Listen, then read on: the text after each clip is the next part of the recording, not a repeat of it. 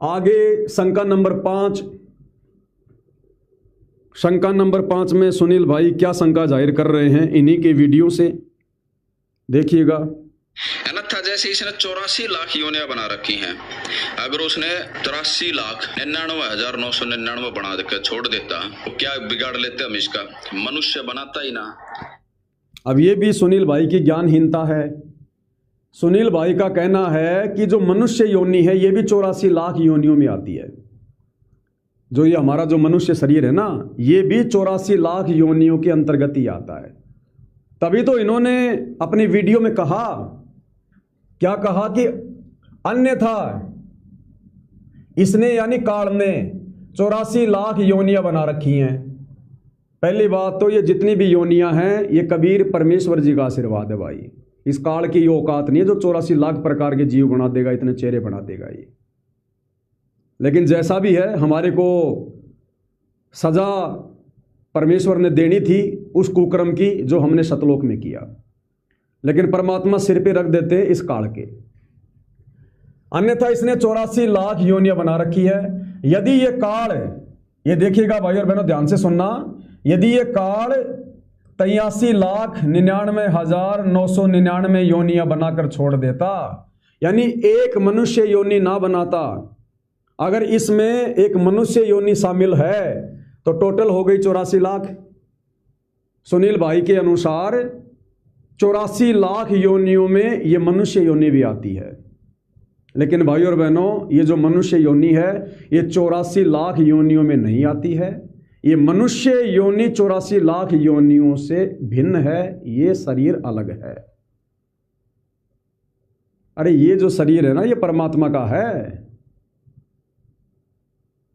वो नारायण है और ये नर देह है। उन्होंने अपने जैसा शरीर दिया है।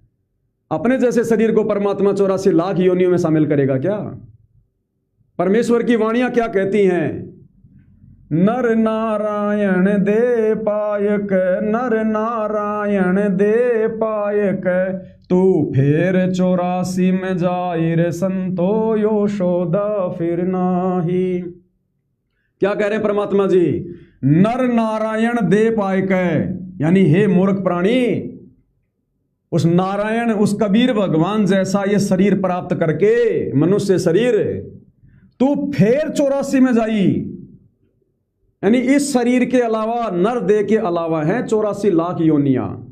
कि नर नारायण दे पायक है, तो नर नारायण दे, ये मनुष्य शरीर तो हो गया अलग। और यदि इस शरीर से भक्ति नहीं करी तो फिर क्या होगा? तू फिर 84 में जाई। तो ये जो मनुष्य शरीर है, ये जो नर देह है, ये नारायण है। ये परमेश्वर ने आप और हमें अपने जैसा शरीर दिया है। ये उनका विशेष तोहफा है, उनकी रजा है विशेष। तो ये जो मनुष्य योनि है, स्त्री या पुरुष, ये 84 लाख योनियों में नहीं आती सुनील भाई। 84 लाख योनियों से भिन्न है ये। आप कह रहे हो मैंने 27 साल से नाम ले रखा है, सतगुरु रामपाल जी की भक्ति कर रहा हूं। आपको सृष्टि रचना का भी ज्ञान नहीं अच्छे से। आपने मनुष्य योनि को भी 84 लाख योनियों में डाल दिया, जबकि 84 लाख योनियां भिन्न है और मनुष्य योनि भिन्न है। और समझो कैसे?